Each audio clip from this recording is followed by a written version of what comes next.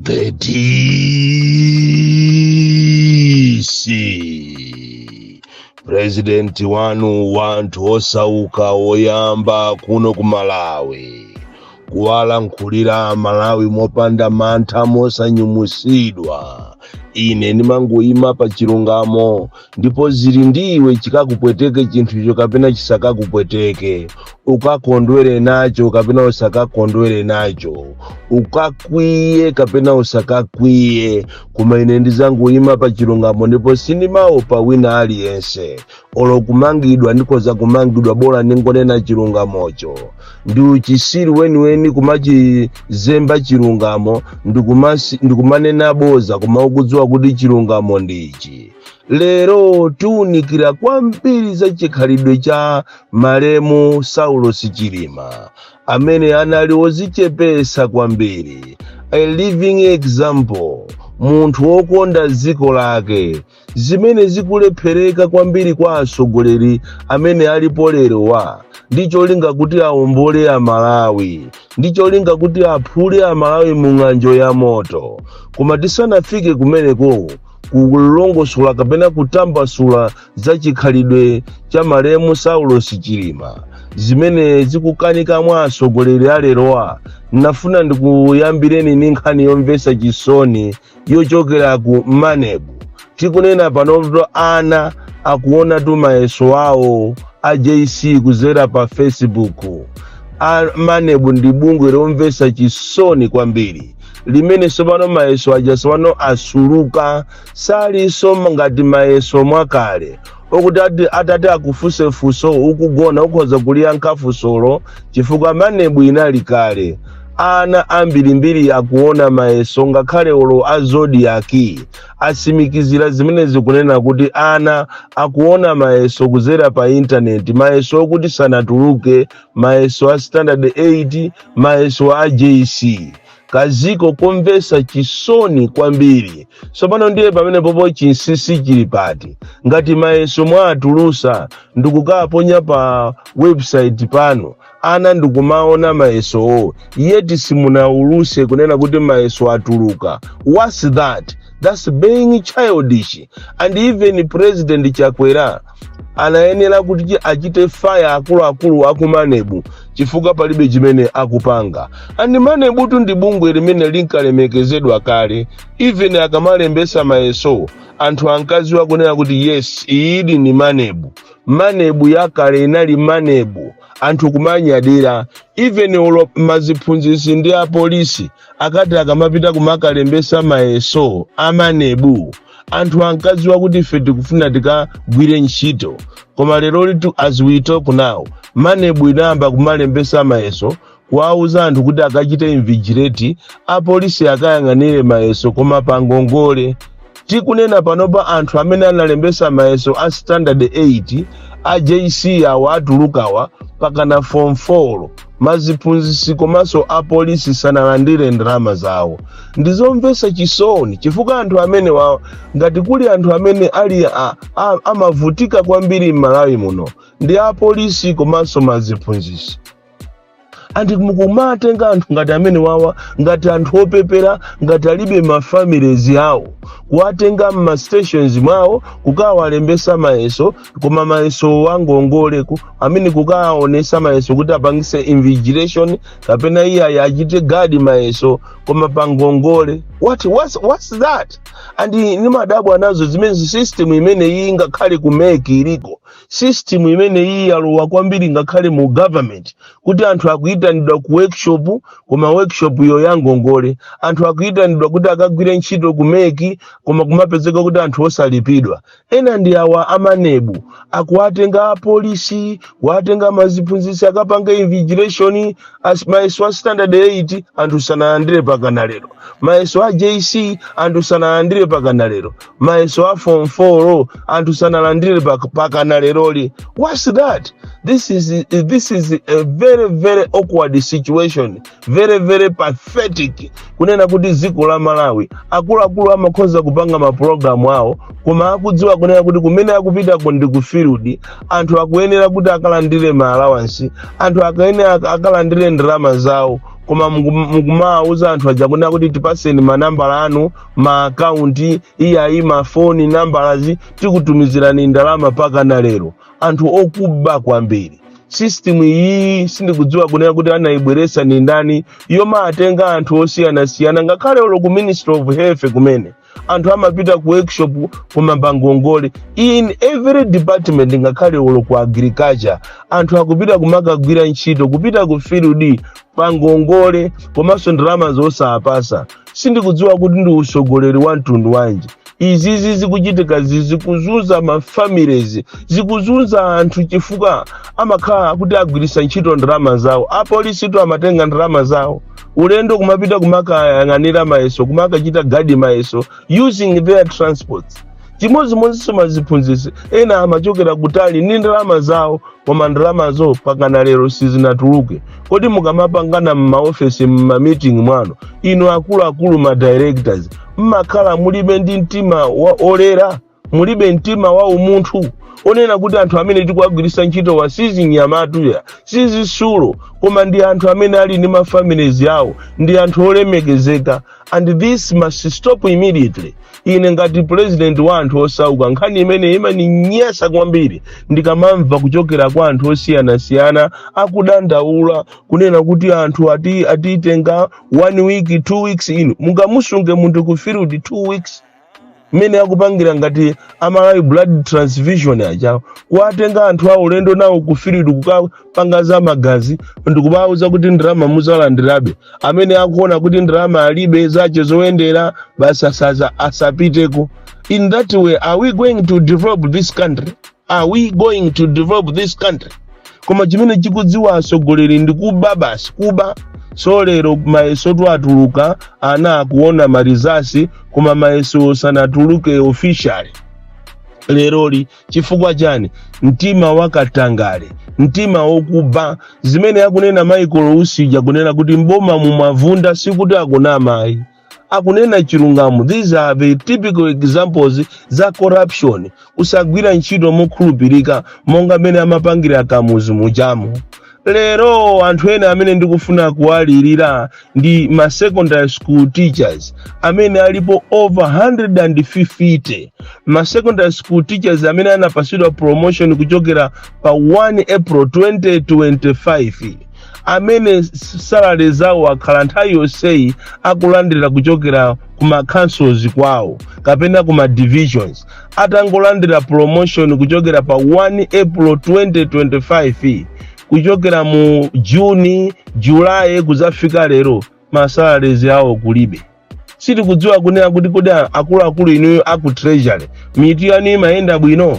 Kutero kwa anthu aku treasury, aku division, komanso aku council amene amayang'anira za ndalama. Aba ndalama za ma secondary school teachers okwanira 150.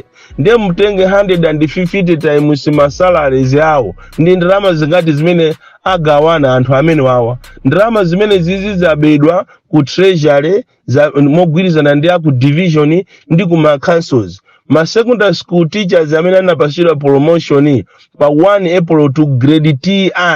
Anthu amene wawa kuzunzika kopsa, ena wali makatapira, ena ali mungongole zosadziwika bwino, andi mphunzitsi akaphunzitsa bwanji with that environment. Environment ngati imene iyi mphunzitsi akaphunzitsa bwanji. So ndinafuna ndikuuze inuyo a president achakwera kunena kuti ma promotion yanu mmapanga kuti muzipanga matamawa. Anthu akuoneni ngati kapena inuyo ndi inodolo. Lero ndizikuzuzisa anthu. And even ku department imene imayang'anira zomanga ku Ministry of Education, kumene kuko anthu akuba ndalama kopsa. Director wa kumene koko anasiya kubwera ku ntchito, ndalama zonse za ma projects akuzitenga kumazipitisa ku campaign.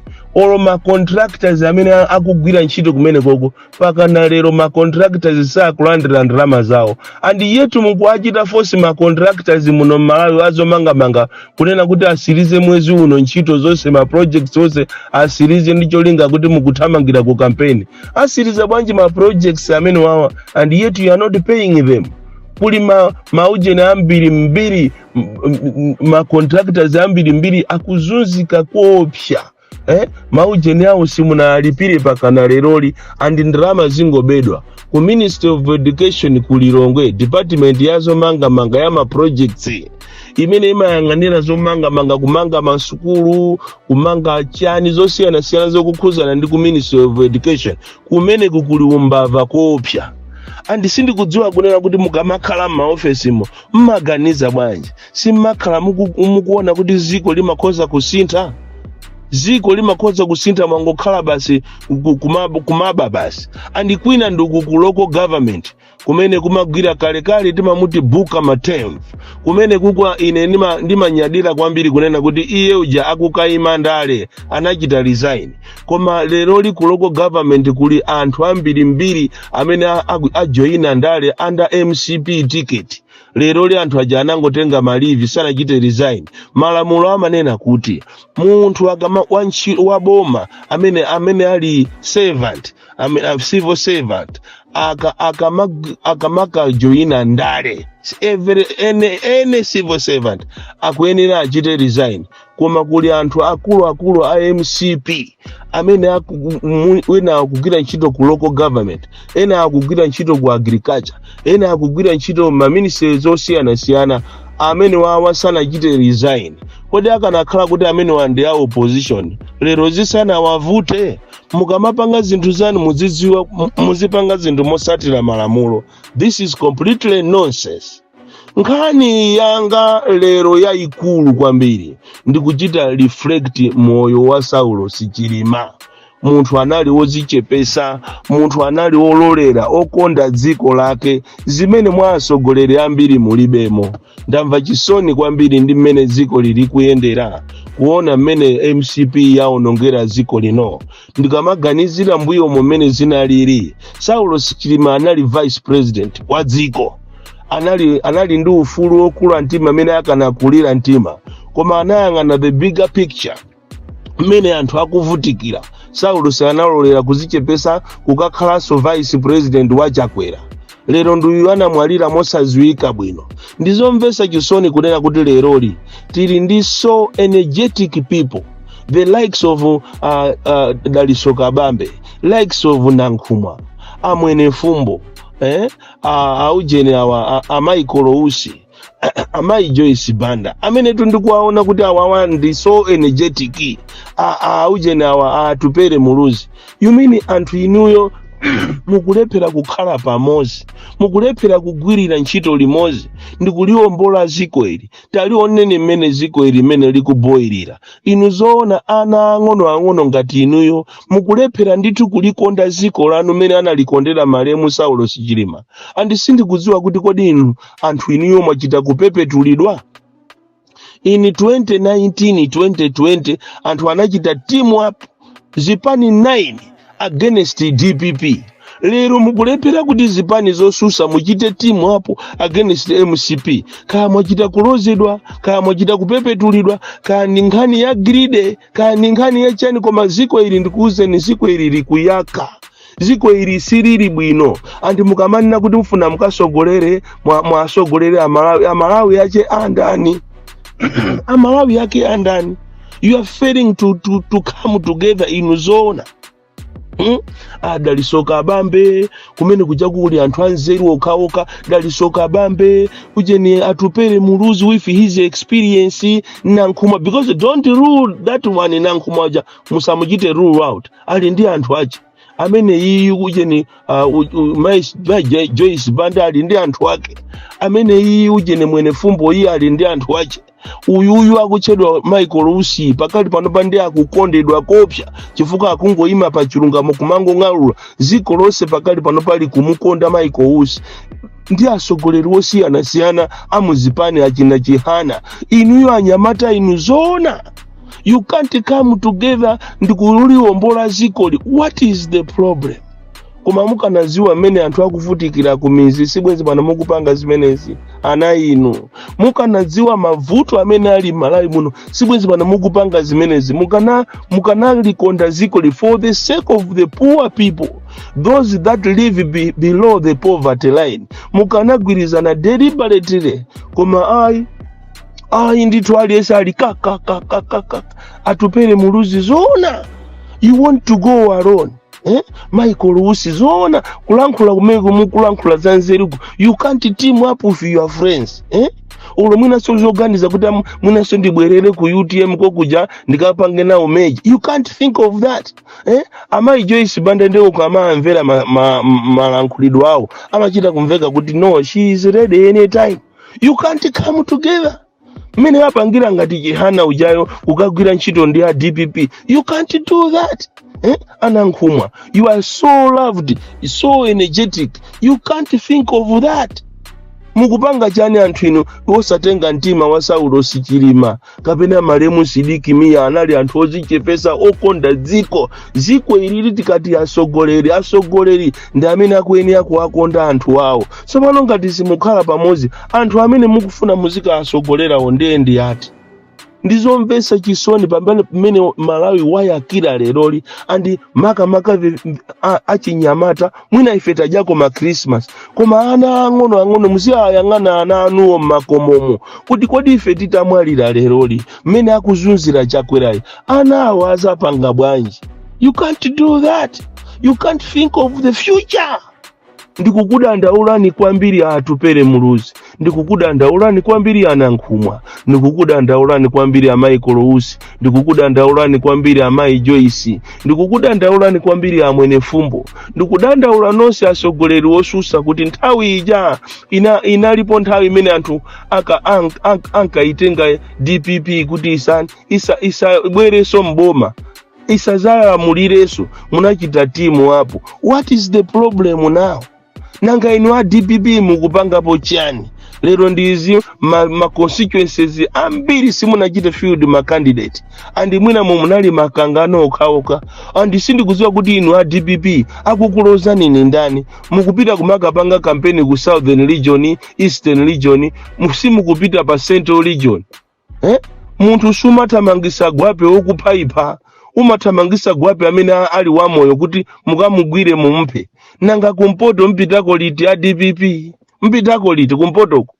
Inu DPP. Kumpoto mupitako liti President Professor Arthur Peter Mutharika. Akufunidwa kumpotoko, akufunidwa pakati, misonkhano mungopanga kumwera. Muntu sumapha gwape okupaipa gwape umapha amene ali wamoyo masiku akucheperani panopa ndi 32 days remaining. When are you going to invade the Central Region?